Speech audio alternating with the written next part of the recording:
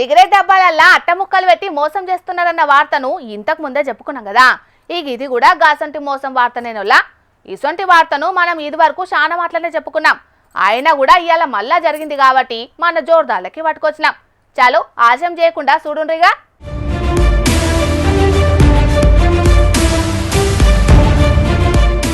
Petrol ను బాటిలో కొట్టిస్తున్నది చూయిస్తున్నారంటే కొంతమందికి ముచ్చటేందో సమజయ్యే ఉంటది. ఆవు మీరు అనుకున్నది నిజమే. కల్తీ పెట్రోల్ ముచ్చటనే ఇది. కాకుంటే పెట్రోల్ కల్తీ జరిగింది మాత్రం ఏ గ్యాస్ నూనెతోనో లేకుంటే ఇంకో దాంతోనో కాదు, నీళ్లతోని.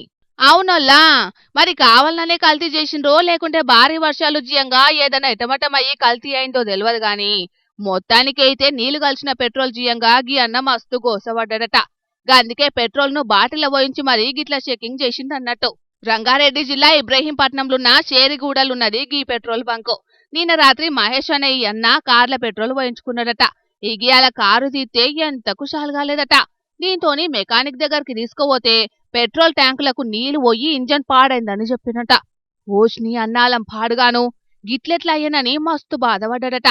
ఇగి మోసాన్ని అక్కడితోని ఇడిచిపెట్టొద్దని చెప్పి బంకు దగ్గరకొచ్చి బాటిల పెట్రోల్ పోయించి మరీ నీళ్ళెట్లా కలిసినాయి అనేది బయట పెట్టిండిట్లా.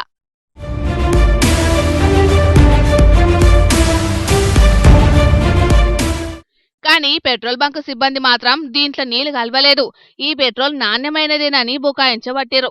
తీసుకునే పైసలు తీసుకుంటేనే కొన్ని బంకులోళ్ళు బాలే మోసాలు చేస్తున్నారులా. ఓ దిక్కేమో కల్తీ చేసి అమ్ముతున్నారు, ఇంకో దిక్కేమో రీడింగ్ తక్కువ పెట్టి లీటర్ పెట్రోల్ పోసుకుంటే కొంచెం తక్కువే వచ్చేటట్టు చేసి వాహనదారుల జోబులకు చిల్లు పెడుతున్నారు. మరిగా తూనికలు కొల్లతల శాఖ అధికారులు ఏ గుడ్డి గురం పను దోముతున్నట్టో ఏం పాడో. ఇసొంటి కల్తీలు ఎన్ని జరిగినా పట్టించుకోకపోవట్లనే బంకులోళ్ళు మోసాలు చేస్తూనే ఉన్నారు.